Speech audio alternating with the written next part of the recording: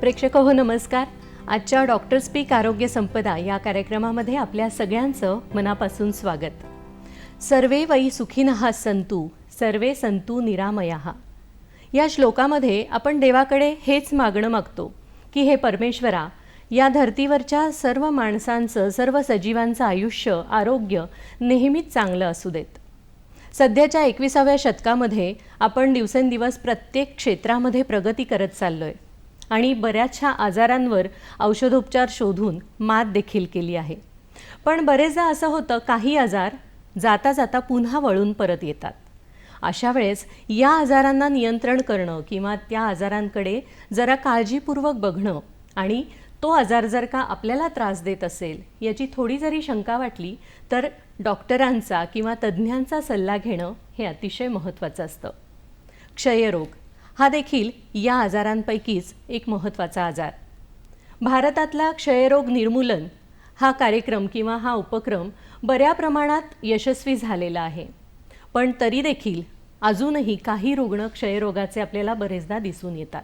तेव्हा या रोगाचं पूर्णपणे निर्मूलन करणं अतिशय गरजेचं आहे आणि या विषयावर या संदर्भात चर्चा करण्यासाठी आमंत्रित केलं आहे डॉक्टर वैशाली गायकवाड यांना. डॉक्टर नमस्कार. दूरदर्शनच्या स्टुडिओमध्ये तुमचं खूप खूप मनापासून स्वागत. प्रेक्षक हो, डॉक्टर वैशाली गायकवाड या सातारच्या शासकीय वैद्यकीय महाविद्यालयामध्ये सहयोगी प्राध्यापिका म्हणून सूक्ष्म जीवशास्त्र विभागामध्ये कार्यरत आहेत. बऱ्याचशा विद्यार्थ्यांना त्या सारख्याच मार्गदर्शन करतात आणि रुग्णांनाही त्यांच्या उपचारासाठी अतिशय मदत करतात. तेव्हा त्यांच्याशीच आपण मनमोकळ्या गप्पा मारूया आणि जाणून घेऊया क्षयरोगाची कारणं आणि त्याच्यावरचे उपाय याच्याविषयी. डॉक्टर, क्षयरोग म्हणजे नक्की काय हे आम्हाला सांगा. म्हणजे त्याची पूर्वापार चालत आलेली जी व्याख्या आहे ती आम्हाला सांगा. क्षय म्हणजे जीर्ण होणं. तर ह्यामध्ये पेशंटच्या जो रुग्ण असतो त्याच्या शरीराची झीज होते, म्हणून ह्याला आपण क्षयरोग असं म्हणतो. तर आता ह्या क्षयरोग हा खूप प्राचीन काळापासून चालत आलेला आहे. पहिल्यांदा त्याला राजयक्षमा असं म्हटलं जायचं. राजयक्षमा म्हणजे की श्रीमंतामध्ये होणारा रोग अशी त्याची एक कल्पना होती. पण तसं नाहीये. हा क्षयरोग कोणालाही होऊ शकतो. तर हा क्षयरोग मायकोबॅक्टेरियम ट्युबरक्युलोसिस नावाच्या जीवाणूमुळे किंवा बॅक्टेरियामुळे होतो. तर हा बॅक्टेरिया आपल्या इतर बॅक्टेरियांपेक्षा वेगळा कसा आहे, तर ह्या बॅक्टेरियाचं जे आवरण आहे त्या आवरणामध्ये मायकॉलिक ऍसिड नावाचा एक घटक असतो. त्यामुळे ह्या जीवाणूला निष्क्रिय करणं खूप कठीण असतं. त्यामुळे बहुतेक आपण आत्तापर्यंत क्षयरोगावरती म्हणावी इतकी मात करू शकलेलो नाही. म्हणजे 100% आपल्याला त्याच्यावर नाही करत. कारण प्राचीन काळापासून पण हा चालत आलेला आहे. ऑफकोर्स त्याच्यावरती आता बरेचसे ट्रीटमेंट आहेत, डायग्नोस्टिक टेस्ट खूप चांगल्या आहेत, पण म्हणावी अशी मात अजूनही आपण नाही करू शकत आहे. पण मग एखाद्या रुग्णाला क्षयरोग झालाय तर त्याला त्रास काय काय होतो? तर आता एक क्षयरोगाची वेगवेगळी लक्षणं आहेत. तर क्षयरोग बेसिकली एक्स्ट्रा पल्मनरी आणि पल्मनरी म्हणजे जेव्हा फुफ्फुसाला क्षयरोग होतो त्याला आपण पल्मनरी ट्युबरक्युलोसिस असं म्हणतो. आणि म्हणजे जवळजवळ 80% लोक हे फुफ्फुसाचा क्षयरोग त्यांना होतो. आणि एक्स्ट्रा पल्मनरी म्हणजे आपल्या फुफ्फुसा व्यतिरिक्त जे अवयव बाधित होतात त्याला एक्स्ट्रा पल्मनरी असं आपण म्हणतो. तर जेव्हा फुफ्फुसाचा क्षयरोग होतो तर ह्याच्यामध्ये टिपिकल जे सिम्पटम्स असतात किंवा लक्षणं असतात त्याच्यामध्ये मेन सिम्पटम आहे ते म्हणजे खोकला येणं, खोकलामधून कफ पडणं किंवा ज्याला बेडका आपण असं म्हणतो तो पडणं, त्याच्यामध्ये रक्त येणं, पेशंटचं वजन कमी होणं. म्हणजे जसं मी म्हटलं की तर झीज होते पेशंटची, पेशंटचं ड्रास्टिक वजन कमी होतं याच्यामध्ये, पेशंटला भूक लागत नाही, फिवर येतो, ताप येतो पेशंटला. तर ह्या प्रकारची लक्षणं जेव्हा फुफ्फुसाचा क्षयरोग होतो ह्यामध्ये दिसतात. आता एक्स्ट्रा पल्मनरी जे मी म्हटलं तर एक्स्ट्रा पल्मनरी बेसिकली हा म्हणजे शरीराच्या कुठल्याही अवयवाला ह्याला बाधा करू शकतो. तर एक्स्ट्रा पल्मनरीमध्ये वेगवेगळे प्रकार आहेत. अगदी तुमच्या मज्जासंस्थेचा टीबी, तर ह्याच्यामध्ये पेशंटला डोकं दुखणं, पेशंटची नजर कमी होणं, उलट्या होणं हे प्रकार दिसून येतात. हाडांचा पण टीबी असतो. तर हाडांच्या टीबीमध्ये पेशंटच्या सांध्यांना सूज येणं, पेशंटचे सांधे दुखणं, त्याच्यामधून पू येणं हे प्रकार होतात. क्युटॅनियस टीबी हा फार कमी लोकांना माहिती आहे, ज्याला स्किनचा टीबी, त्वचेचा टीबी असं म्हणतात. तर ह्याच्यामध्ये पण पेशंटच्या त्वचेवरती नोड्युल्स किंवा मोठे मोठे हे येणं, डाग, गाठी येणं आणि त्या गाठी फुटणं, त्याच्यातून रक्त येणं असे प्रकार होतात. जनन संस्थेचा टीबी किंवा त्याला आपण जनायटो युरिनरी ट्युबरक्युलोसिस म्हणतो, याच्यामध्ये पेशंटच्या लघवीमधून रक्त जाणं, प्रेग्नन्सी न राहणं अशा प्रकारच्या, कारण ज्या फॅलोपियन ट्यूब्स असतात प्रेग्नन्सी राहण्यासाठी तर त्या फॅलोपियन ट्यूब्स पूर्ण ब्लॉक होतात. पण आता एक्स्ट्रा पल्मनरी टीबी आणि पल्मनरी टीबी मध्ये बेसिकली पल्मनरी टीबी जो आपण म्हणतो फुफ्फुसाचा तो संसर्गजन्य आहे. पण तुमचा एक्स्ट्रा पल्मनरी हा संसर्गजन्य नाही आहे. ह्याचं कारण म्हणजे ह्याच्यामध्ये जे बॅक्टेरिया असतात त्या बॅक्टेरियल लोड हा फार कमी प्रमाणात असतो. त्यामुळे तो दुसऱ्यांना त्याचा संसर्ग होईल इतका बॅक्टेरियल लोड नसतो. त्यामुळे एक्स्ट्रा पल्मनरी टीबी डायग्नोज करणं काही प्रमाणात कठीण जातं. मग हे जे दोन प्रकार तुम्ही सांगितले आता की तुम्हाला मेन फुफ्फुसाला जो क्षयरोग होतो तो संसर्गजन्य असू शकतो, कारण तुमचा श्वासाद्वारे किंवा खोकल्याद्वारे तो बेसिकली म्हणजे जेव्हा पेशंट खोकतो किंवा थुंकतो, बोलताना सुद्धा, तर हे जे जीवाणू आहेत ते हवेमध्ये येतात. हवेमध्ये ते बराच काळ टिकून राहतात.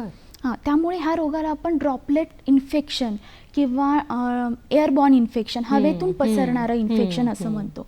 जेव्हा निरोगी व्यक्ती ते जे बॅक्टेरिया आहेत ते आपल्या श्वासावाटे आत घेतो तेव्हा त्या व्यक्तीला इन्फेक्शन होतं. आणि फुफ्फुसाच्या क्षयरोगमध्ये ह्या बॅक्टेरियाचं प्रमाण मोठ्या प्रमाणात असतं. जवळजवळ हे पेशंट बऱ्याच प्रमाणात बॅक्टेरिया आहे जेव्हा खोकल्यातून हे बाहेर हवेमध्ये सोडतात. त्यामुळे हा जास्त प्रमाणात संसर्गजन्य रोग आहे. म्हणजे मग असा जो रुग्ण आहे त्याच्या नातेवाईकांनी किंवा आजूबाजूच्या लोकांनी ही काळजी घेणं खूप गरजेची असते. फारच गरजेचं आहे. बेसिकली पेशंटची ट्रीटमेंट लवकरात लवकर चालू करणं हे फार महत्वाचं आहे. कारण जेव्हा एकदा ट्रीटमेंट चालू होते ते 15 ते 20 दिवसामध्ये बॅक्टेरियल लोड बऱ्यापैकी कमी होतो. त्यामुळे त्याचं संसर्गजन्य जे प्रमाण आहे ते कमी होतं याच्यामध्ये. आणि ऑफकोर्स जेव्हा ट्रीटमेंट स्टार्ट केल्यानंतर पहिल्या काही काळामध्ये पेशंटला आयसोलेट ठेवणं किंवा पेशंटने मास्क लावूनच बोलणं, त्याच्या आजूबाजूला जाताना पण बाकीच्या लोकांनी मास्क लावणं हे प्रकार म्हणजे काळजी घेतली पाहिजे. डॉक्टर, कधी असं होतं का की एखाद्या रुग्णाला हे दोन्ही प्रकारचे टीबी झालेत की श्वासनलिकेचा पण झालाय आणि एखाद्या तुमच्या मज्जासंस्था किंवा प्रजनन संस्था ह्याला झालाय? हा, असे प्रमाण आहे पण फार कमी प्रमाणात आहे. जो आपला एक्स्ट्रा पल्मनरी टीबी असतो तो बेसिकली जेव्हा पल्मनरी टीबी होतो, जेव्हा फुफ्फुसाचा टीबी होतो तो बरा पण होतो. पण बरा झाल्यानंतर काय असतं, हे बॅक्टेरिया जसं मी सांगितलं हे खूप त्याच्यावरती जे आवरण आहे ते खूप कडक असल्यामुळे हे जे काही बॅक्टेरिया असतात ते डॉर्मंट स्थितीमध्ये जातात किंवा निद्रावस्थेत जातात. ते हे निद्रावस्थेत गेल्यामुळे ट्रीटमेंट जरी झाली पेशंटची तर ऑफकोर्स पेशंटचे सगळे सिम्पटम्स निघून जातात, पेशंटला बरं वाटायला लागतं. पण जेव्हा पेशंटची इम्युनिटी किंवा रोगप्रतिकारक शक्ती जेव्हा कमी होते तेव्हा हे जे डॉर्मंट बॅक्टेरिया असतात ते निद्रा अवस्थेतून जागे होतात आणि ते जागे झाल्यानंतर इतर ठिकाणी हे पसरतात. त्यामुळे बऱ्याच वेळेस पल्मनरी टीबी झालेल्या पेशंटला टीबी मेनिंजायटिस किंवा डोक्याचा टीबी, हाडांचा टीबी होण्याचे पण चान्सेस असतात. पण बऱ्याच वेळेस दोन्ही टीबी एकत्र होणं हे प्रमाण बऱ्यापैकी कमी आहे. बरोबर. म्हणजे ह्या दोन्ही प्रकारांकडे रुग्णांनी किंवा इन जनरल सगळ्याच माणसांनी लक्ष देणं किंवा काळजी घेणं हे खूप गरजेचं आहे. डॉक्टर, जेव्हा आपण हा म्हणतो की एखाद्या रुग्णाला टीबीचं लक्षण आहे का किंवा त्याला शंका वाटते, तर तो रुग्ण तुमच्याकडे येतो तेव्हा तुम्ही काय तपासण्या सांगता त्यांना? हां, आता कसं आहे, टीबीच्या तपासण्यामध्ये बेसिकली पेशंटला बऱ्याचशा तपासण्या कराव्या लागतात. आणि जसं मी पहिल्यांदाही सांगितलं की हा बॅक्टेरिया लॅबमध्ये किंवा लॅबोरेटरीमध्ये ग्रो करणं हे बऱ्यापैकी चॅलेंजिंग असतं. तर ह्याच्यामध्ये आपण बऱ्याचशा टेस्ट करतो. जेव्हा फुफ्फुसाचा टीबी असतो तेव्हा पेशंटच्या बेडक्याची तपासणी केली जाते. त्याला स्मिअर मायक्रोस्कोपी असं म्हटलं जातं. तर ह्याच्यामध्ये पेशंटचा बेडका घेऊन त्याचं स्मिअर केली जाते, त्याला स्टेन केलं जातं आणि ते बॅक्टेरिया अंडर मायक्रोस्कोप आपण बघतो. तर आता ह्याच्यामध्ये जवळजवळ ही टेस्ट पॉझिटिव्ह येण्यासाठी जवळजवळ 10,000 किंवा त्यापेक्षा जास्त bacteria per ml of sputum sample असणं गरजेचं असतं. बरोबर, याविषयी आपण अजून माहिती घेणारच आहोत. प्रेक्षक हो, कुठेही जाऊ नका, पाहत रहा डॉक्टर स्पीक आरोग्य संपदा हा कार्यक्रम. आजचा विषय खूप महत्त्वाचा आहे, क्षयरोग, त्याची कारणं आणि त्याच्यावरचे उपाययोजना. प्रेक्षक हो, विश्रांतीनंतर पुन्हा एकदा आपल्या सगळ्यांचं स्वागत आहे डॉक्टर स्पीक आरोग्य संपदा या कार्यक्रमामध्ये. आजचा आपला विषय आहे क्षयरोग, त्याची कारणं आणि त्याच्यावरच्या उपाययोजना. आणि आपल्या तज्ज्ञ आहेत डॉक्टर वैशाली गायकवाड. मॅडम, विश्रांतीपूर्वी आपण बोलत होतो की क्षयरोगाचा रुग्ण जेव्हा तुमच्याकडे येतो, त्याला त्रास होतोय, तर काही तुम्ही त्यांना ट्रीटमेंट सांगता किंवा तपासण्या सांगता मेन, तर त्या काय काय असतात? जेव्हा फुफ्फुसाचा ट्युबरक्युलोसिस किंवा क्षयरोग असतो तर अशा वेळेस आपण पहिल्यांदा अगदी बेसिक टेस्ट ज्याला म्हणतो ती म्हणजे असते स्मिअर मायक्रोस्कोपी. याच्यामध्ये पेशंटच्या बेडक्याची तपासणी आपण करतो. तर हे बॅक्टेरिया आपण त्याला स्टेनिंग केलं जातं आणि हे बॅक्टेरिया आपण अंडर मायक्रोस्कोप पाहतो. तर हे बॅक्टेरियाची ही टेस्ट पॉझिटिव्ह येण्यासाठी पेशंटचा बॅक्टेरियल लोड बऱ्यापैकी हाय लागतो. म्हणजे जवळजवळ 10,000 किंवा त्यापेक्षा जास्त bacteria per ml of sputum sample असणं फार महत्त्वाचं असतं. आणि अशा कधी कधी हे बॅक्टेरियल लोड कमी असले पण पेशंटला लक्षणं आहेत, पण स्मिअर मायक्रोस्कोपी आपली निगेटिव्ह आहे, म्हणजे पेशंटला टीबी नाही असं होत नाही, कारण ह्या टेस्टची सेन्सिटिव्हिटी ही बऱ्यापैकी कमी आहे. म्हणून मग आपण दुसरी टेस्ट करतो, म्हणजे ज्या पेशंटला जे सगळे पेशंट आहेत ज्यांना लक्षणं आहेत टीबीची पण त्यांची स्मिअर मायक्रोस्कोपी निगेटिव्ह आहे, व्हॉट एव्हर इट इज, पण अशा पेशंटला आपण जीन एक्सपर्ट नावाची एक दुसरी टेस्ट आहे जी आपण करतो. ती तपासणी झाल्यावर मग तुम्हाला पुढचं कळतं. हां, तर ही जीन एक्सपर्ट नावाची तपासणी ही एकदम ॲडव्हान्स टेक्नॉलॉजी म्हटलं तरी चालेल, कारण ह्याच्यामध्ये पेशंटला रिपोर्ट हा अवघ्या 2 तासामध्ये मिळतो. आणि ही फार हायर सेन्सिटिव्ह असणारी टेस्ट आहे. ह्याच्यामध्ये जसं मी पहिल्या टेस्टमध्ये सांगितलं 10,000 bacteria per ml of sputum sample, पण ह्याच्यामध्ये 10 ते 15 बॅक्टेरिया जरी असतील तरी ही मशीन डिटेक्ट करते. अच्छा. हां, आणि जसं मी सांगितलं 2 तासामध्येच हा रिपोर्ट मिळतो. शिवाय ह्याच्यामध्ये दुसरं एक आपल्याला कळतं की जे टीबीच्या पेशंटसाठी आपण जे औषध वापरतो, नॉर्मली जे औषध वापरतो ज्याला रिफाम्पिसिन असं म्हणतात, तर हे रिफाम्पिसिन हे रेझिस्टंट आहे की सेन्सिटिव्ह आहे, म्हणजे ते पेशंटला लागू पडतंय की नाही हे पण ह्या टेस्टमध्ये कळतं आपल्याला. त्यामुळे पेशंटला नेक्स्ट ट्रीटमेंट घ्यायला पटकन ट्रीटमेंट स्टार्ट आपण करू शकतो ह्या टेस्टमध्ये. म्हणजे कुठल्या रुग्णाला कुठलं औषध किंवा कुठली उपचार पद्धती सूट होणार आहे हे तुम्हाला लक्षात येतं. मग हे झालं आता तुमच्या फुफ्फुसाच्या क्षयरोगाविषयी. पण मग जेव्हा बाकीच्या अवयवांना क्षयरोग झाला असं तुम्हाला जाणवतं, तर त्याच्यासाठी काय तपासण्या आहेत? त्याच्यासाठी पण ह्याच तपासण्या आहेत. तर जीन एक्सपर्ट मी जसं म्हटलं, तर ह्याच्यामध्ये हे बाकीचे पण ह्याचे जे सॅम्पल असतं, जसं आपण फुफ्फुसासाठी बेडका घेतो किंवा स्पुटम सॅम्पल घेतो, तसं ह्याच्यासाठी आपण जसं आता जनायटो युरिनरी टीबी असेल तर त्याच्यामध्ये युरिन घेतलं जातं. हाडांचा टीबी असेल तर त्याच्यामध्ये हाडांचा एक तुकडा घेतला जातो ज्याला बायोप्सी म्हणतात. मग त्याचं प्रोसेसिंग लॅबमध्ये केलं जातं. बेसिकली ह्या टेस्टचं कसं आहे, ह्या बाकी आणि अजून बऱ्याचशा टेस्ट आपण टीबीसाठी करतो. तर पेशंटची एक नेहमी एक तक्रार असते की एक तर एवढ्या टेस्ट का आणि तुमच्या टेस्टला वेळ का लागतो, हा फार आम्हाला हा प्रश्न पेशंटकडून येत असतो. तर आता ही जी जीन एक्सपर्ट जी मी तपासणी सांगितली त्याचा रिपोर्ट अवघ्या 2 तासामध्ये येतो. पण अजून दुसऱ्या ज्या टेस्ट आहेत ज्याला आपण फॉलोअप टेस्ट म्हणतो, किंवा जेव्हा पेशंट ट्रीटमेंटवरती असतो तर त्या पेशंटला ती ट्रीटमेंट लागू पडतीये की नाही, तर त्याच्यासाठी आपण एक दुसरी टेस्ट करतो, त्याला आपण लिक्विड कल्चर असं म्हणतो. लिक्विड कल्चरमध्ये याच्यात एक्झॅक्टली बॅक्टेरिया आपण लॅबमध्ये ग्रो करतो. जेव्हा पेशंट ऑलरेडी ट्रीटमेंटवरती असतो तेव्हा त्या पेशंटचं सॅम्पल घेतलं जातं 1 महिन्याने किंवा 2 महिन्याने, त्याचा फॉलोअप आपण घेतो आणि हा बॅक्टेरिया आपण आपल्या लॅबमध्ये ग्रो करतो. तर त्याच्यासाठी वापरलं जाणारं मशीन त्याला आपण MGIT, that is mycobacterial growth indicator tube असं म्हणतो. तर ह्या मशीनमध्ये आपण ते सॅम्पल त्या ट्यूबमध्ये घालतो आणि त्या मशीनमध्ये ते सॅम्पल आपण ठेवून देतो. जवळजवळ 10 ते 14 दिवस जर बॅक्टेरिया असतील, लाईव्ह बॅक्टेरिया किंवा जिवंत बॅक्टेरिया असतील, तर ते लाईव्ह बॅक्टेरिया त्याच्यामध्ये ग्रो होतात आणि ती मशीन बीप करते. तेव्हा आपल्या लक्षात येतं की बॅक्टेरिया ग्रो झालेला आहे, पेशंटला ट्रीटमेंटमध्ये मॉडिफिकेशन करायची गरज आहे. कारण आफ्टर 2 मंथ्स सुद्धा पेशंटचे बॅक्टेरिया ग्रो करतायत, त्यामुळे कुठला तरी जे ड्रग्स किंवा औषध आपण त्याला देतो त्याला तो रेझिस्टंट आहे. मग अशा वेळेस आपल्याला क्लिनिशियनकडून रिक्वेस्ट येते की आम्हाला हे जे औषधं चालू आहेत त्याची टेस्ट करून द्या, ज्याला आपण सेन्सिटिव्हिटी टेस्ट असं म्हणतो.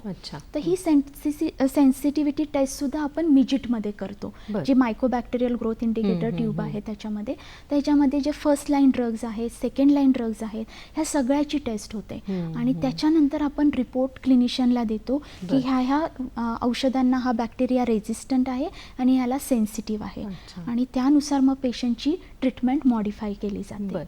पण मग जेव्हा तुमच्याकडे रुग्ण येतो की डॉक्टर मला त्रास होतोय आणि तुम्हाला थोडी शंका वाटते की हा टीबी असू शकतो आणि काही वेळेस तुम्ही म्हणताय काही तपासण्यांना वेळ लागतो, फॉलोअप लागतो, तर मग तेव्हा तुम्ही काय ट्रीटमेंट देता, त्यांना उपचार काय देता? तेव्हा एम्पेरिकल ट्रीटमेंट म्हणजे जी नॉर्मल ट्रीटमेंट आपण पेशंटला देतो, ज्या टीबीच्या पेशंटला देतो, ती ट्रीटमेंट आपण पेशंटला चालू करून टाकतो. कारण की हा रिपोर्ट याला जवळजवळ 10 ते 14 किंवा थोडा जास्तही वेळ लागतो, 20 दिवस पण लागतात. मग अशा वेळेस पेशंटला आपण ट्रीटमेंटपासून थांबवत नाही, पेशंटची ट्रीटमेंट चालू करून देतो आणि जेव्हा रिपोर्ट येतो तेव्हा त्याच्यामध्ये आपण मॉडिफिकेशन करू शकतो. बरोबर. मग ही उपचार पद्धती कशा प्रकारची असते? म्हणजे औषधोपचार असतात, औषध गोळ्या असतात किंवा इंजेक्शन्स असतात किंवा अजून काही असतं? याच्यामध्ये आपण पेशंटला इंजेक्शन्स पण देतो, पेशंटला औषधं गोळ्यांच्या स्वरूपात पण औषधं देतो. तर हे आता जे टीबीचे आहेत हे वेगवेगळे प्रकार आहेत. जसं मी पहिल्यांदा सांगितलं पल्मनरी, एक्स्ट्रा पल्मनरी, हे अवयवांवरती होण्यामुळे हे प्रकार आपण करतो. तर आता रेझिस्टंट टीबी म्हणजे आता काही औषधांना रेझिस्टंट असणं, काही औषधांना सेन्सिटिव्ह असणं. तर multi drug resistant TB, XDR TB, extensively drug resistant TB, अशा प्रकारचे टीबी असतात. तर मल्टी ड्रग रेझिस्टंट टीबीमध्ये आपल्याला जे फर्स्ट लाईन जे ड्रग्ज असतात, जसे आयसोनियाझाईड, रिफाम्पिसिन, ह्याला हे पेशंट रेझिस्टंट असतात. म्हणजे त्या उपचाराला ते लागू पडत नाहीत त्यांना ते उपचार, ही नॉर्मल देणारी ट्रीटमेंट आहे.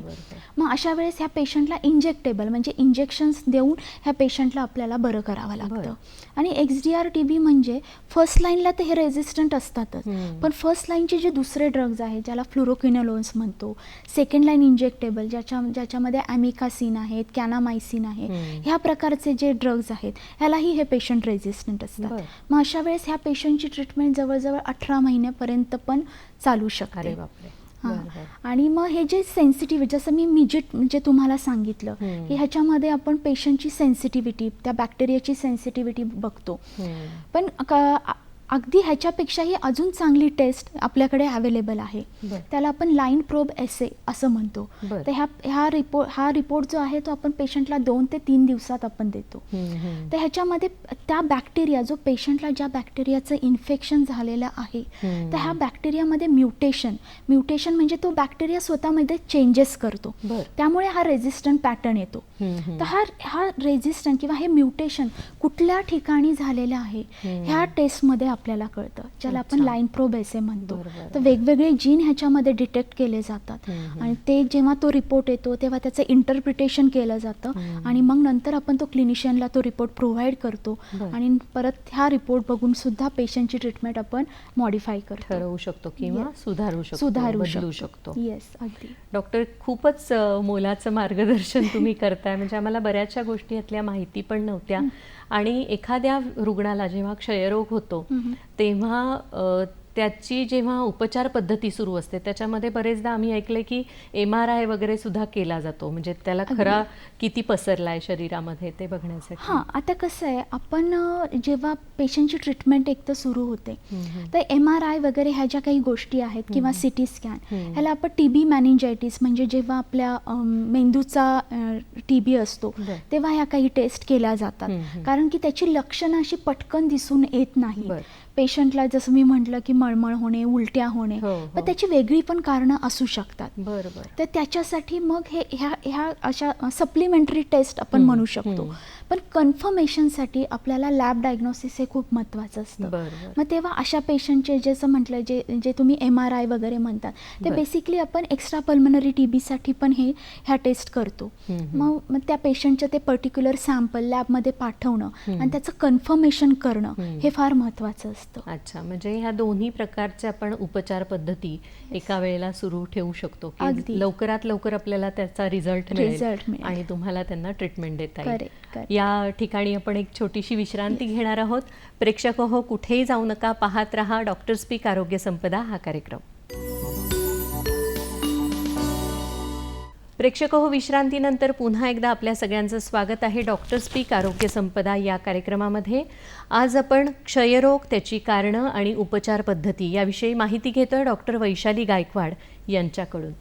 डॉक्टर, मगाशी आपण बऱ्याचशा उपचार पद्धतीविषयी बोललो क्षयरोगाच्या, परंतु एखादं जेव्हा तुम्ही औषध देता तर क्षयरोगावरचं औषध म्हणून ते दिलं जातं, मग त्याच्यामुळे बाकीच्या अवयवांवर किंवा काही परिणाम होतो का, साईड इफेक्ट्स होतात का? हां, आता कसं आहे, हे जे औषध आहेत हे आपण कॉम्बिनेशन मध्ये देतो. कॉम्बिनेशन थेरपी द्यावी लागते ह्या बॅक्टेरियासाठी. तर ह्यामुळे नक्कीच त्याचे साईड इफेक्ट हे पेशंटवरती होत असतात. तर बेसिक साईड इफेक्ट जेव्हा ट्रीटमेंट चालू केल्या पेशंटला मळमळणे, उलट्या होणे, कंटिन्यू भूक न लागणे, हे तर प्रकार होतातच. पण हायर टॉक्सिसिटी म्हणजे हृदयावरती परिणाम होणं, किडनीवरती परिणाम होणं, तुमच्या लिव्हरवरती परिणाम होणं, हेही प्रकार होतात. पेशंटला लघवीला कधी कधी लाल रंगाची होते, त्यामुळे पेशंट घाबरून जातात. तर हे सगळे प्रकार, हे साईड इफेक्ट आहे, हे फक्त ह्या गोळ्यांमुळे होतात. पण जसं मळमळणं, जसं मी म्हटलं मळमळणं किंवा उलट्या होणं, पेशंटला डिप्रेशन पण येतं. तर अशा वेळेस घाबरून न जाता ही ट्रीटमेंट एकदा चालू केल्यानंतर 15 ते 20 दिवस हा परिणाम राहतो. मग त्याच्यानंतर पेशंट त्याला हळूहळू स्टेबल होतात त्या साईड इफेक्ट्सला. आणि जे हृदयावरती होणारे साईड इफेक्ट आहेत, लिव्हरवरती, तर ह्यासाठी आपण पेशंटचं कंटिन्युअस मॉनिटरिंग केलं जातं. पेशंटचा काही दिवसांनी ECG काढला जातो, liver function test, kidney function test, ह्या कंटिन्युअस टेस्ट आपण पेशंटच्या करत राहिलं पाहिजे. ज्यामुळे जरी एखादा साईड इफेक्ट जास्त होत असेल तर अशा वेळेस ते ड्रग बंद करणं किंवा त्याचं डोसमध्ये कमी करणं, हे प्रकार आपण करू शकतो. पण नक्कीच ह्याचे साईड इफेक्ट आहेत, पण त्याला घाबरून उपयोग नाहीये, कारण आपल्याला पहिल्यांदा TB बॅक्टेरिया मारायचा, बरा करायचा, कारण खूपच चिवट असा हा रोग आहे की जाता जात नाही पटकन. म्हणजे एखादं हट्टी मूल कसं असतं. अगदी. त्यामुळे आम्ही नेहमी म्हणतो की रोग होण्यापेक्षा त्याचं प्रिव्हेन्शन करणं फार महत्वाचं आहे. Prevention is better than cure. Doctor, हा रोग शहरी भागात जास्त होतोय किंवा ग्रामीण भागात कमी होतोय, असं काही असतं? नाही, असं नाही म्हणता येणार. बेसिकली रोग होण्याचं बेसिक कारण म्हणजे जसं मी सांगितलं की पेशंटच्या खोकल्यातून एक तर तो पसरतो आणि तो पसरल्यानंतर पेशंटची एक इम्युनिटी हा फार महत्त्वाचा प्रकार आहे.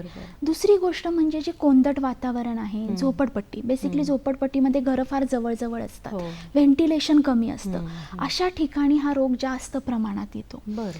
आणि जसं मी म्हटलं की जसं इम्युनिटी ग्रामीण आणि शहरी असं काही आपण नाही ह्याच्यात म्हणू शकत. पण मग हा रोग नेमका कशामुळे होतो? भारतामध्ये ह्या रोगाचं प्रमाण बऱ्यापैकी आहे. तर बरेचसे लोक हे एक्सपोज झालेले आहेत ह्या बॅक्टेरियाला, म्हणजे एकदा तरी हा बॅक्टेरिया माझ्याकडे येऊन गेलेला आहे, पण तरी मला हा रोग झालेला नाहीये. तर ह्याच्यामध्ये आपण दोन गोष्टी समजून घ्यायच्या आहेत. एक म्हणजे इन्फेक्शन होणं आणि त्या इन्फेक्शनचं रोगामध्ये परिवर्तन होणं, हे दोन वेगळ्या गोष्टी आहेत. इन्फेक्शन झालेल्या सगळ्याच लोकांना टीबी होतं असं नाही.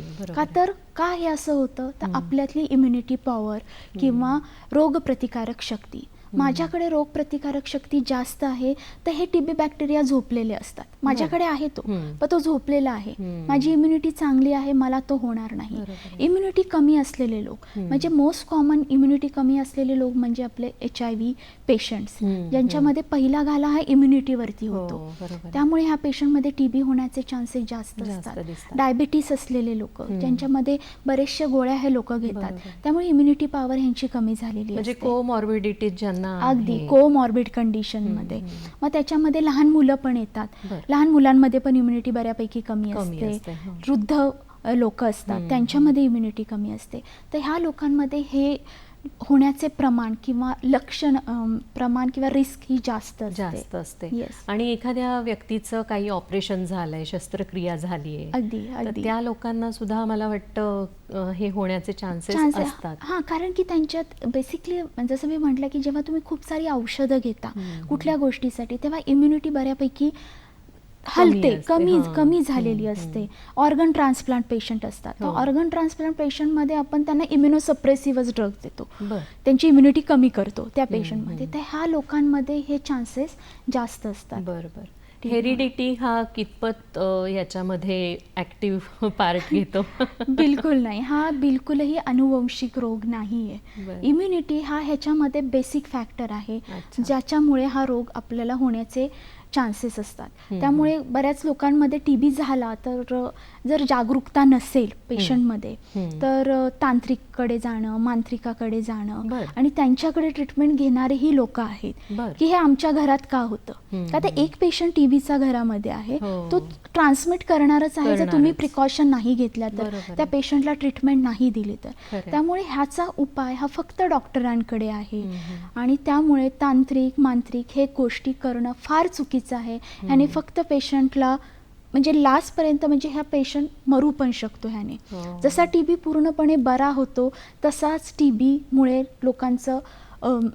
लोक मरूही शकतात. डॉक्टर, क्षयरोगाच्या ज्या लक्षणं असतात तर त्याच्या स्टेजेस असतात का काही? जसं कॅन्सर या रोगाच्या आपण म्हणतो फर्स्ट स्टेज, लास्ट स्टेज किंवा असं, तर ह्याच्या असतात का? हां, तर ह्याचे स्टेजेस म्हणण्यापेक्षा जेव्हा आपण ट्रीटमेंट प्रॉपर घेत नाही तेव्हा ऑफकोर्स हा जास्त बळावतो. म्हणजे आता जसं ट्रीटमेंट, कारण काय होतं ह्याचे साईड इफेक्ट खूप आहेत. जेव्हा आपण ड्रग्स चालू करतो पेशंटला, तर ते साईड इफेक्ट असल्यामुळे पेशंट मध्येच ती ट्रीटमेंट सोडून देतात. कंटाळा येतो, त्यांना त्रास होतो. त्यामुळे ही ट्रीटमेंट सोडल्यामुळे काय होतं की जसं मी म्हटलं की हे रेझिस्टंट टीबीचं प्रमाण वाढतं आणि हा टीबी जास्त बळावतो. ओके, त्यामुळे जेव्हा इनिशियल स्टेजला हा टीबी आहे तेव्हाच जर ट्रीटमेंट घेतली तर नक्कीच हा पूर्णपणे बरा होतो. आणि पेशंटची ट्रीटमेंट जसं मी आधी सांगितलं की 4 महिने, 6 महिने किंवा 9 महिन्यापर्यंत चालू शकते आणि पेशंट बरा होऊ शकतो. पण तोच जर आपण ज्याला MDR TB किंवा XDR TB म्हणतो, तर अशा वेळेस पेशंटला इंजेक्शन, अक्षरशः रोज इंजेक्शन्स घ्यावे लागतात पेशंटला. मग त्यामुळे ह्याची स्टेज ही वाढत जाते आणि शेवटी हा जीव घेणं पण ठरू शकतो. पण मग तुमच्या आता एवढा अनुभव आहे तुम्हाला, तर असा एखादा रुग्ण लक्षात राहिला आहे का की ज्याने खरंच चांगली ट्रीटमेंट घेतली आणि खूप वाईट अवस्थेतनं तो चांगला बरा झाला? अगदी. कारण की हे जे ग्रामीण भागातले जे रुग्ण आहेत ते मला वाटते ते जास्त सतर्क असतात असं म्हणायला. कारण ग्रामीण भागातलेच काही रुग्ण आहेत, कारण की ते काय करतात, जे आपण सांगतोय ते बरोबर सांगतोय ह्याचा त्यांना कुठेतरी विश्वास असतो आणि त्या विश्वासामुळे ते आपल्यावरती पूर्ण निर्भर होतात आणि जसं आपण सांगतो तशी ट्रीटमेंट घेणं प्रॉपर. पण ह्या सगळ्या ट्रीटमेंटमध्ये जेव्हा त्यांचा कोर्स चालू असतो तेव्हा त्यांचा फॉलोअप किंवा त्यांचं काउन्सिलिंग आपण फार व्यवस्थित प्रकारे करावं लागतं. आणि नक्कीच असे पेशंट, अगदी XDR किंवा MDR झालेले रुग्ण सुद्धा व्यवस्थित बाहेर आलेले आहेत. ऑफकोर्स तो ड्युरेशन खूप मोठा असतो, पण त्याच्यातून पण आपण रुग्णाला सही सलामत बाहेर काढू शकतो. वा, म्हणजे शहरी भागापेक्षा ग्रामीण भागाकडे जागरूकता जास्त आहे. कारण काय होतं आपल्याला म्हणता येईल कारण की कसं आहे, आणि जे आपण सरकारी सरकारी रुग्णालयामध्ये घेतली जाणारी ट्रीटमेंट, TBची ट्रीटमेंट ही खरंच खूप व्यवस्थित आणि एक रेजिम ठरवलेला आहे की XDR TBला, MDR TBला, ड्रग सेन्सिटिव्ह TBला ह्याच प्रकारचे औषध, लाईन ऑफ ट्रीटमेंट ही अगदी क्लिअर कट आहे आणि त्यानुसारच ती पेशंटला दिली जाते. बरोबर. मगाशी जे तुम्ही म्हणालात की काही वेळेस रुग्ण नको म्हणतो किंवा त्याचं काउन्सिलिंग करावं लागतं, मानसिकरित्या तो खचलेला असतो, तर काउन्सिलिंगचा कितपत त्याला फायदा होतो? ह्याला खूप फायदा असतो काउन्सिलिंगचा. कारण कसं आहे, पेशंट ऑलरेडी ते ड्रग्स घेऊन एक तर त्या रोगाला कंटाळलेला असतो, भीती असते आणि शिवाय एकदा ते औषधं सुरू केल्यानंतर होणारे साईड इफेक्ट, म्हणजे ऑलरेडी त्याला खोकला येतो, तो खोकून तो कंटाळलेला आहे आणि परत हे नवीन साईड इफेक्ट आपण त्याला देतोय. पण ह्याच्या वेळेस पेशंटचं काउन्सिलिंग म्हणजे त्याच्यामध्ये सोशल वर्कर आहेत, आशा वर्कर आहेत, परत आपले अंगणवाडी वर्कर आहेत, हे पेशंटच्या घरी जातात, त्यांना जरा धीर देतात, त्यांना आपल्या समोर गोळ्या खायला प्रवृत्त करतात की माझ्या समोर तू ही गोळी खा, आणि मग थोडंसं त्यांना त्याच्याबद्दल नॉलेज देणं किंवा काही पोस्टर्स दाखवणं, किती लोक ह्याच्यातून बरी झाली आहेत हे त्यांना सांगणं. त्यामुळे त्यांचा मॉरल वरती येतो आणि मग हे पेशंट बरं व्हायला पण, मॉरल त्यांचा जेव्हा प्रॉपर असेल तर त्या बरं व्हायला पण मदत होते. खरंय, कारण अगदी आपल्याला सर्दी खोकला ताप असला तरी चिडचिड होते. मग या रुग्णांना तर किती प्रमाणात औषधं दिली जातात. डॉक्टर, स्टिरॉइड्स किती प्रमाणात द्यावी लागतात आणि कुठल्या स्टेजला वगैरे अशी द्यावी लागतात? स्टिरॉइड्स आपण नाही देत ह्याच्यामध्ये. स्टिरॉइड्स देऊन उपयोग नाहीये, कारण स्टिरॉइड्स मी जसं म्हटलं की ह्याच्यामुळे अजून इम्युनिटी तुमची कमी होते. त्यामुळे नाही, हे जे काही ड्रग्स जे आपला रेजिम ठरलेला आहे तेच रेजिम आपण देतो. एक्स्ट्राचे ड्रग्स देऊन वगैरे काही उपयोग नसतो, कारण हा बॅक्टेरिया फक्त त्याच ड्रगला रिस्पॉन्ड करतो. या ठिकाणी आपण एक छोटीशी विश्रांती घेणार आहोत. पाहत रहा डॉक्टर स्पीक आरोग्य संपदा कार्यक्रम. आजच्या आपल्या तज्ज्ञ आहेत डॉक्टर वैशाली गायकवाड आणि त्या आपल्याला माहिती देत आहेत क्षयरोगाविषयी. प्रेक्षक हो, विश्रांतीनंतर पुन्हा एकदा आपल्या सगळ्यांचं स्वागत आहे डॉक्टर स्पीक आरोग्य संपदा या कार्यक्रमामध्ये. आपण ऐकत आहोत क्षयरोगाविषयी माहिती डॉक्टर वैशाली गायकवाड यांच्याकडून. डॉक्टर, मगाशी तुम्ही आम्हाला बऱ्यापैकी माहिती दिली की उपचार पद्धती कशी असते किंवा कोणी कशी काळजी घ्यावी, क्षयरोग होण्याची कारणं काय काय आहेत. पण आता जेव्हा एखादा माणूस त्याची ट्रीटमेंट घेतो आहे, बऱ्यापैकी तो बाहेर पडलेला आहे आणि अजूनही थोडा तो पूर्ण घालवण्यासाठी औषधं घ्यायची आहेत, तेव्हा तुम्ही आहार आणि व्यायाम काय काय सांगता रुग्णाला? येस, हे खूप महत्त्वाचं आहे. आहार, पेशंटचा समतोल आहार असणं हे फार महत्त्वाचं आहे. कारण जसं मी सांगितलं की ह्याच्यामध्ये आपण हायर ड्रग्ज देतो किंवा कॉम्बिनेशनमध्ये ड्रग्ज देतो, तर अशा वेळेस पेशंटची इम्युनिटी आपल्याला हायर लेवलला ठेवणं फार महत्त्वाचं असतं. तर आहार हा हे त्यातला एक महत्त्वाचा घटक आहे. समतोल आहार म्हणजे बेसिकली हाय प्रोटीन डाएट ज्याला असं म्हणतो, ज्याला प्रोटीन खूप प्रमाणात घ्यावे लागतात, प्रथिनं जास्त घ्यावे लागतात. तर त्याच्यामध्ये डाळींचा समावेश असतो, अंडे, मासे, पालेभाज्या, म्हणजे बेसिकली समतोल आहार घेणं पेशंटला खूप महत्त्वाचं असतं. त्याचबरोबर इम्युनिटी अजून वाढवण्यासाठी तुम्ही योगा करणं, रोज व्यायाम करणं, ह्याच्यामुळे ही इम्युनिटी बऱ्यापैकी वाढते, चांगलीच वाढते आणि त्याच्यामुळे आपण ह्या रोगावरती लवकरात लवकर मात करू शकतो. म्हणजे बरेचदा असं होतं, प्रथिनं जास्त घेतली तर ती पोटामध्ये पचवायला सुद्धा तेवढी ताकद लागते आणि तशा पद्धतीने सप्लिमेंट आपल्याला आहारात वाढवावी लागते. तर तेव्हा फळं वगैरे तुम्ही काय सांगता खायला? जे काही फळं अवेलेबल आहेत, कारण आपल्याकडे सगळ्या प्रकारचे रुग्ण आहेत, अगदी श्रीमंतापासून ते गरीब पर्यंत.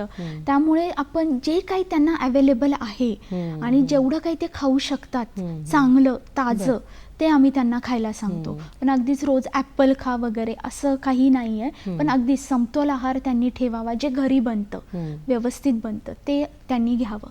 हे दोन खूप महत्त्वाचे मुद्दे तुम्ही सांगितले की घरी बनवलेलं आणि ताजं अन्न खाणं रुग्णांना खूप गरजेचं असतं आणि त्याच्यासोबतच व्यायाम करणं हे गरजेचं असतं. टीबीचा पेशंट बरेचदा वीकनेसमुळे बाहेर जाऊ शकत नाही, चालायला जाऊ शकत नाही, त्यांच्यासाठी तुम्ही योगा आणि प्राणायाम करावा Yes. असं सांगता.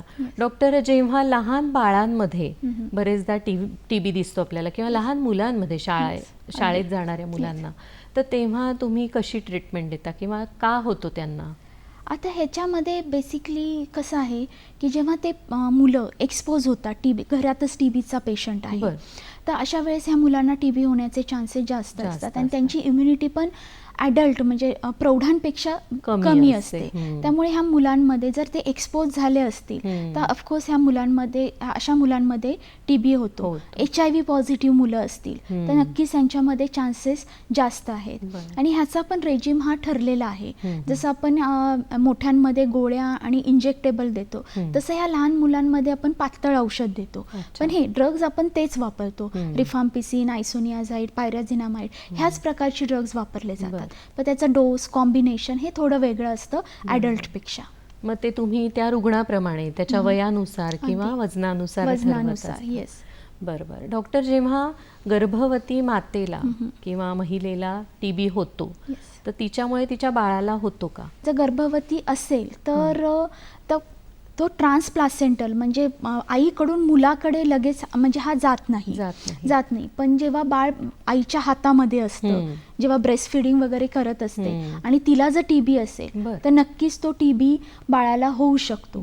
पण आपण त्याच्यासाठी लस जे BCGची लस आपण बाळाला दिलेली असते, त्यामुळे काही प्रमाणात बाळाला त्याचं प्रोटेक्शन होतं. म्हणजे जसे कॉम्प्लिकेशन्स असतात, टीबी मेनिंजायटिस, मज्जासंस्थेचा टीबी किंवा मिलियरी टीबी, जे रक्ताद्वारे सगळीकडे पसरणारा टीबी, तर ह्याच्यापासून ह्या बाळांना संरक्षण मिळतं. पण ते 100% संरक्षण असं आपण नाही म्हणू शकत. काही प्रमाणात नक्कीच बाळांना संरक्षण मिळतं. अच्छा.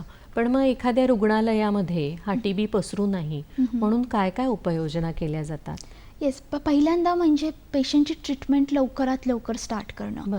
एकदा ट्रीटमेंट स्टार्ट केल्यानंतर 15 ते 20 दिवसामध्ये पेशंटचा बॅक्टेरियल लोड कमी होतो. पेशंटचे सिम्पटम्स जातात. म्हणजे पेशंट खोकतच नाही, त्यामुळे बॅक्टेरिया बाहेर यायचा प्रश्न नाही राहत. पण त्याच्या व्यतिरिक्त जसं की मास्क लावणं, व्हेंटिलेशनमध्ये पेशंटला ठेवणं, म्हणजे अगदी कोंदट ठिकाणी पेशंटला ठेवू नये. कारण जेव्हा पेशंट खोकतो तेव्हा ते बॅक्टेरिया त्या कोंदट ठिकाणीच राहतात. त्यामुळे म्हणजे जेव्हा दुसरा मनुष्य किंवा व्यक्ती ते पेशंटच्या संपर्कात जाते तेव्हा ते बॅक्टेरिया त्या हवेमध्येच असतात. जेव्हा व्हेंटिलेशन असतं तेव्हा ते पसरले जातात किंवा डायल्यूट होतात. त्यामुळे अशा छोट्या छोट्या गोष्टी जर आपण केल्या किंवा पेशंटने थुंकताना अगदीच कुठेही थुंकू नये, की डिसइन्फेक्टंटचा वापर करावा, त्याच्यामध्ये थुंकावं, की जेणेकरून हे बॅक्टेरिया हवेमध्ये नाही पसरणार आणि घरच्यांना त्याचा त्रास नाही होणार. बरोबर आहे. मला असं वाटतं ह्याच्यामध्ये तुम्ही अजून एक खूप महत्त्वाचा मुद्दा सांगितलेला आहे की थुंकणे ही जी सवय असते बऱ्याच जणांना, प्रेक्षकांनी सुद्धा हे लक्षात ठेवलं पाहिजे की आपल्याला सवय असते थुंकण्याची, विशेषतः रस्त्यावर थुंकण्याची, तर त्या थुंकण्यामधून कदाचित तुम्ही दुसऱ्याला टीबीचे हे जंतू देत असतात, पसरवत असतात. त्यामुळे कृपया कुठेही सार्वजनिक ठिकाणी थुंकणं हे अतिशय चुकीचं आहे, ते बंद केलं पाहिजे. आणि हे पण मला वाटतं तुम्ही जनजागृतीमध्ये सांगत असाल. नक्कीच. डॉक्टर, शासकीय रुग्णालयामध्ये तुम्ही जसं सांगितलं की लाईन ऑफ ट्रीटमेंट ठरलेली असते, तर मग टीबीची जी ट्रीटमेंट आहे ती कितपत महाग आहे किंवा कशी आहे? टीबीची ट्रीटमेंट जर आपण शासकीय रुग्णालयात घेतली तर ही पूर्णपणे मोफत आहे. सगळ्या टेस्ट पण ज्या अगदी हायर टेस्ट आहेत त्या सुद्धा आपण पूर्णपणे मोफत करतो. त्यामुळे पेशंटला इथे एकही रुपया मोजावा लागत नाही. इव्हन आपण पेशंटला त्यांनी हाय प्रोटीन डाएट घेण्यासाठी पैसे पुरवले जातात. पर्टिक्युलर त्याचे जे औषधं आहेत ती त्या सेंटरला येऊन पेशंट त्या वेळेसची औषधं घेतो आणि ही सगळी पूर्ण मोफत ट्रीटमेंट आहे. आणि मग त्याच्यासाठी कुठल्या शासकीय योजना वगैरे आहेत? जसं की आता जसं आपण जे प्रोग्राम चालू आहे, जसं पहिल्यांदा RNTCP नावाचा प्रोग्राम होता, म्हणजे revise national tuberculosis elimination programme, tuberculosis control programme. तर ह्याच्यामध्ये आपण टीबी कंट्रोल करायचा प्रयत्न चालला होता. आता आपण कुठल्या स्टेजला आहोत तर टीबी एलिमिनेशन म्हणजे पूर्ण टीबीचं निर्मूलन करायच्या दिशेने आपली वाटचाल चालू आहे. तर आपलं ध्येय हे 2025 पर्यंत टीबीचा पूर्ण नायनाट करण्याचा आहे. तर ही जी काही धोरणं आहेत तर ह्या धोरणाअंतर्गतच आपण पेशंटला गोळ्या मुफ्त देणं, लॅब डायग्नोसिस जे आहे ते पूर्णपणे पेशंटला मुफ्त देणं, ह्या सगळे प्रकार हे सगळं आपण करत असतो. प्रेक्षक हो, या ठिकाणी पुन्हा एकदा मी सांगू इच्छिते की शासकीय रुग्णालयामध्ये टीबीची जी ट्रीटमेंट आहे किंवा क्षयरोगाविषयीची जी ट्रीटमेंट आहे ती पूर्णपणाने मोफत दिली जाते. त्यांची लाईन ऑफ ट्रीटमेंट ठरलेली असते. कुठल्याही रुग्णाला त्याच्या गरजेपेक्षा जास्त औषध दिलं जात नाही आणि त्यांच्या गरजेनुसार आहाराच्या सप्लिमेंटसुद्धा दिल्या जातात. म्हणजे सरकारने आपल्यासाठी खूप जास्त सोय करून ठेवलेली आहे. तर या सुविधेचा नक्कीच सगळ्याच रुग्णांनी लाभ घ्यावा. प्रत्येक स्तरावरच्या रुग्णासाठी ही ट्रीटमेंट अवेलेबल आहे. डॉक्टर, तुम्ही जेव्हा क्षयरोगाचे रुग्ण पाहता तर त्यांच्या नातेवाईकांना कसं काउन्सिलिंग करता? ॲक्च्युअली कसं आहे की जेव्हा टीबीचा रुग्ण आहे तो थोडा स्टिग्मा आहे, भीती आहे की आता आम्हालाही होणार. पण त्याच जागी जर आपण प्रॉपर प्रिकॉशन्स घेतल्या तर नक्कीच हा टीबी इतका पसरत नाही. जेव्हा प्रिकॉशन्स असतात तिथे तेव्हा आपल्याला पेशंटच्या नातेवाईकांना हे सांगावं लागतं की पेशंटला सहानुभूतीची गरज नाही आहे, तर थोडीशी मदतीची गरज आहे. तर मदत म्हणजे काय की त्याला एकलकोंड पाडणं वगैरे असं नाही. ऑफकोर्स त्याला आयसोलेटेड ठेवा, पण त्याची जी काही बाकीची पथ्य पाणी आहे ते व्यवस्थित त्याला पुरवले गेले पाहिजेत. पेशंट व्यवस्थित गोळ्या खातोय का त्याच्याकडे घरच्यांनी व्यवस्थित लक्ष दिलं पाहिजे. जर पेशंट एखाद्या वेळेस ट्रीटमेंट घेत नाहीये किंवा गोळी चुकवत आहे ते लगेच डॉक्टरांना येऊन सांगितलं पाहिजे की त्या अशा वेळेस सोशल वर्कर त्यांच्या घरी जाऊन त्यांच्या वेगळ्या प्रकारे काउन्सिलिंग करतात आणि पेशंट ट्रीटमेंटला स्टिक राहतो. बरोबर. म्हणजे तक्रार न करता त्या पेशंटला आपुलकीने प्रेमाने जर ट्रीटमेंट घ्यायला लावली आणि उद्युक्त केलं तर नक्कीच तो बरा होतो आणि कुटुंबियांना सुद्धा त्याचा त्रास होऊ शकत नाही. डॉक्टर, या ठिकाणी आपण एक छोटीशी विश्रांती घेऊया. प्रेक्षक हो, पाहत रहा डॉक्टर स्पीक आरोग्य संपदा हा कार्यक्रम. आजचा विषय आहे क्षयरोग, त्याची कारणं आणि त्याच्यावरच्या उपाययोजना. प्रेक्षक हो, विश्रांतीनंतर पुन्हा एकदा आपल्या सगळ्यांचं स्वागत आहे डॉक्टर स्पीक आरोग्य संपदा या कार्यक्रमामध्ये. आजचा आपला विषय आहे क्षयरोग, त्याची वेगवेगळी कारणं कुठली आणि त्याच्यावरच्या उपाययोजना कोणत्या. डॉक्टर, मगाशी आपण बऱ्याच गोष्टींवर चर्चा केलेली आहे, उपचार पद्धती, कारणं, लक्षणं सगळंच. तर सरकारच्या ज्या विविध योजना आहेत, तर जसं आपण म्हणतो पोलिओ मुक्त भारत, तसं क्षयरोग मुक्त भारत हा सध्याचा नवीन उपक्रम आहे किंवा सरकारचा एक नवीन उपक्रम आहे. तर त्याच्याविषयी काय सांगाल? जसं मी पहिल्यांदा सांगितलं की RNTCP आधी कंट्रोल प्रोग्राम होता आणि आता आपण elimination, national TB elimination programme असा हा प्रोग्राम आहे की ज्याच्यामध्ये आपण टीबीचं समूळ नायनाट करायचं आपलं ध्येय आहे, निर्मूलनच करायचं असं आपलं ध्येय आहे. हे 2025 पर्यंतचं ध्येय आहे. तर ह्याच्यामध्ये सरकारच्या बऱ्याचशा योजना आहेत. तर हा 4 पिलरवरती हा जो प्रोग्राम आहे तो बेस आहे. तर पहिला त्याचा पिलर आहे तो म्हणजे केस डिटेक्ट करणं. जी काही केसेस आहेत भारतामध्ये म्हणजे अगदी ग्रामीण भागामध्ये, शहरामध्ये त्या केसेस डिटेक्ट करणं. दुसरा ह्याचा पिलर म्हणता येईल की ट्रीटमेंट, प्रॉपर ट्रीटमेंट देणं. ह्याचा थर्ड पिलर आहे तो म्हणजे टीबी प्रिव्हेंट करणं, टीबी होऊच नाही असं करणं. आणि चौथा पिलर जो म्हणता येईल तो म्हणजे की ह्याचं म्हणजे सक्षमीकरण करणं. ज्या काही यंत्रणा आहेत त्यांना पूर्ण सक्षम करणं. तर ह्या 4 पिलरवरती हा आपला जो प्रोग्राम आहे, तो उपक्रम आहे, तो आधारलेला आहे. तर केस डिटेक्ट करणं म्हणजे काय? तर केस म्हणजे ह्याला ऍक्टिव्ह डिटेक्शन असं पण आपण म्हणतो की पेशंट आपल्याकडे येण्याच्या आधी आपण पेशंटकडे जाणं. हां, म्हणजे ह्याच्यामध्ये ज्या मोबाईल व्हॅन्स आहेत की व्हॅन एक फिरत असते सगळ्या गावांमध्ये, तालुक्यांमध्ये, जिल्ह्यांमध्ये मोबाईल व्हॅन. आणि त्या व्हॅनमध्ये पण जसं मी पहिली जी टेस्ट सांगितली जीन एक्सपर्ट नावाची, तर त्यांच्याकडे पण ही मशीन अवेलेबल असते. अच्छा. जसं काही पेशंट जेव्हा त्यांना खोकला आहे, ताप आहे, तरीही पेशंट डॉक्टरकडे जात नाहीत. पण असा जो काही पेशंट जर आपल्या आजूबाजूला असेल तेव्हा ही व्हॅन जेव्हा तुमच्या गावामध्ये येते, तुमच्या दाराशी येते, तेव्हा तिथे तुम्ही ती माहिती द्या की असा पेशंट अशा ठिकाणी आहे. मग हे लोक तिथे जाऊन त्या पेशंटचं सॅम्पल घेऊन 2 तासात आपल्याला रिपोर्ट मिळतो, पेशंट पॉझिटिव्ह आहे की निगेटिव्ह, आणि लगेच आपण ट्रीटमेंट पण चालू करू शकतो. तर जे प्रायव्हेट सेक्टरमध्ये मध्ये ट्रीटमेंट घेणारे पेशंट आहेत तर त्यांचंही आपण मॉनिटरिंग ह्या उपक्रमाद्वारे करतो की त्यांची चाललेली ट्रीटमेंट ही बरोबर आहे का, त्यांचं रेजिम बरोबर आहे का. तर प्रायव्हेट डॉक्टरांशी पण आपण संलग्न आहोत की तेही आपल्याला माहिती प्रोव्हाइड करतात. तर हे आहे केस डिटेक्शनचं. दुसरा जो पिलर आहे जसं मी म्हटलं ट्रीटमेंट, तर ट्रीटमेंट हा ह्याच्यातला फार महत्त्वाचा भाग आहे की अगदी पेशंट डिटेक्ट झाल्यानंतर लगेचच त्याची ट्रीटमेंट आपल्याला सुरू करणं भाग आहे. तर ह्या ट्रीटमेंटमध्ये बेसिकली काउन्सिलिंग, जसं साईड इफेक्ट असल्यामुळे ह्या पेशंटचं प्रॉपर काउन्सिलिंग केलं जातं. पेशंट डिफॉल्टर होऊ नये किंवा मध्येच ट्रीटमेंट सोडू नये, पेशंटने अर्धवट ट्रीटमेंट घेऊ नये, ह्यासाठी जसं आपले सोशल वर्कर असतात ते घरी जातात, पेशंटचं काउन्सिलिंग करतात, पेशंटला पैसे दिले जातात हाय प्रोटीन डाएट घेण्यासाठी. तर हा सगळा ट्रीटमेंटचा भाग येतो. आणि बेसिक आहे की जर हा रोग झालाच नाही तर खूपच चांगलं आहे. तर त्याच्यासाठी प्रिव्हेन्शन म्हणजे पेशंटमध्ये जागरूकता निर्माण करणं. जर असा आजूबाजूला पेशंट आहे तर तुम्ही कशी काळजी घेणं, ह्या सगळ्या गोष्टी आपण इम्युनिटी वाढवणं पेशंटची. त्यामुळे त्या अगदीच तो प्रिव्हेंट होण्याचे चान्सेस खूप जास्त असतात. आणि मग नंतर आहे जी सगळी यंत्रणा आहे त्याचं सक्षमीकरण करणं. म्हणजे आपल्याकडे अशा इतक्या लॅब आता तयार झालेल्या आहेत की अगदी 2 तासात 3 तासात मिळणारे रिपोर्ट अगदी जिल्हा लेवलवरती, तालुका लेवलवरती पण अशा लॅब आहेत. आणि जर अशी लॅब अवेलेबल त्या ठिकाणी नसतील तर ट्रान्सपोर्ट सिस्टीम खूप फास्ट आहे की तिथे त्या पेशंटचं सॅम्पल घेऊन ते पटकन जिल्हा रुग्णालयाच्या तिथे येऊन त्याचा रिपोर्ट आपण देऊ शकतो.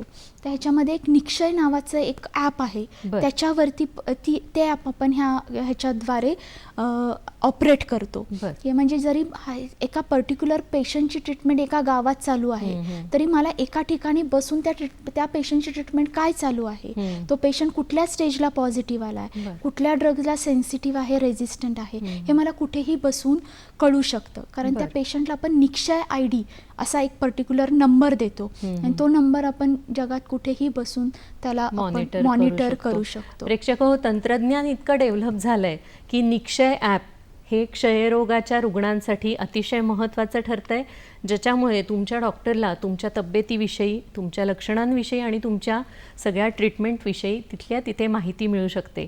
त्यामुळे याचा सगळ्यांनी लाभ घ्यावा अशी विनंती आहे.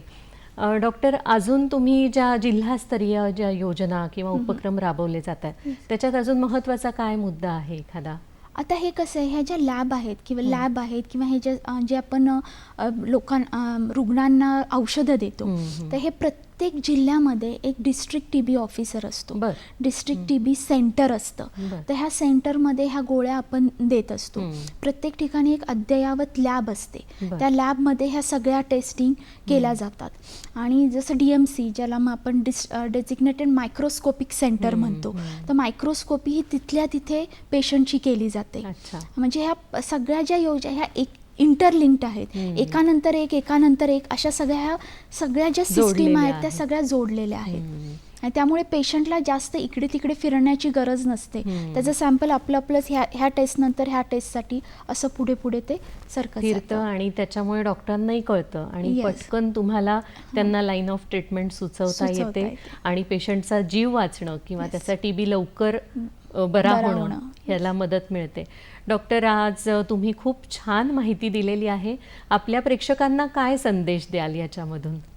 संदेश फार महत्त्वाचा संदेश असा आहे की योग्य वेळी उपचार आणि योग्य वेळी निदान केलं तर हा TB पूर्णपणे बरा होऊ शकतो. ह्याला घाबरण्याची बिलकुलच गरज नाही आहे. पण नक्कीच आपली इम्युनिटी पॉवर ही फार व्यवस्थित ठेवणं, योग्य उपचार घेणं आणि त्याचं योग्य निदान करणं हे फार महत्त्वाचं आहे. बरं. डॉक्टर, खूपच छान आणि मोलाचा संदेश दिलेला आहे. एखाद्या अशा रुग्णाचा आम्हाला अनुभव सांगा ना की जो तुमच्या लक्षात राहिला आहे.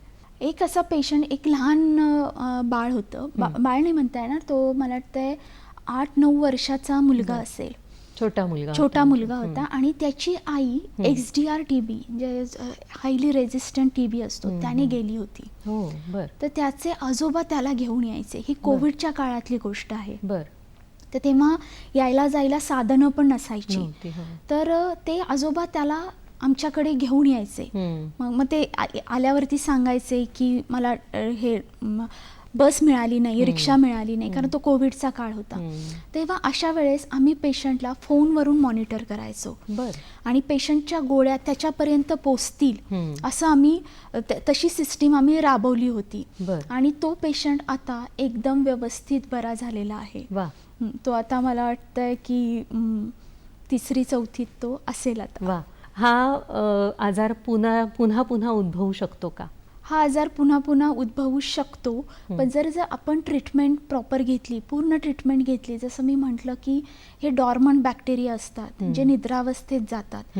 त्यामुळे हे ट्रीटमेंट घेतलेल्या पेशंटने की आता मला TB झालाय, आता मी कसंही राहू शकतो, किंवा मग असं न करता व्यायाम करणं, रोजची जी काही पथ्यपाणी आहेत ते पाळणं, समतोल आहार घेणं, ह्या गोष्टी ह्या त्यांनी रेग्युलर करत राहिलं पाहिजे. आणि काही दिवसांनी तुम्ही सांगितल्याप्रमाणे तपासण्या केल्या, मॉनिटरिंग करावं लागतं. पण काही जर तुमची इम्युनिटी चांगली असेल तर हे निद्रावस्थेतले बॅक्टेरिया हा आयुष्यभर निद्रावस्थेतच राहतात. त्यामुळे जसं सांगितलं तसं समतोल आहार घेणं, व्यायाम ठेवणं, योगा करणं, ह्या गोष्टी जर नियमित केल्या तर नक्कीच हा TB पूर्णपणे बरा होऊन त्याचा रिलॅप्स होणं किंवा तो परत होणं हे होत नाही. म्हणजे हा जो शत्रू आहे क्षयरोगाचा, तो आपल्याला पूर्णपणे कायमस्वरूपी पाठवून देता येईल आपल्या सीमेच्या बाहेर. नक्कीच. आणि आपला जो उपक्रम आहे सरकारचा, तोही या पद्धतीने आपल्याला यशस्वी करता येईल. आणि प्रेक्षकांनी नक्कीच या सगळ्या योजनांचा, सरकारी योजनांचा आणि सरकारी रुग्णालयांचा वापर करावा, उपयोग करावा आणि स्वतःचं आरोग्य जे आहे ते अगदी छान ठेवावं असं मला वाटतं. डॉक्टर, आज तुम्ही इथे आलात आणि क्षयरोग, त्याचे जी कारणं आहेत, त्याचे जे उपाययोजना आहेत, याविषयी खूप मोलाची माहिती दिली. त्याबद्दल दूरदर्शनच्या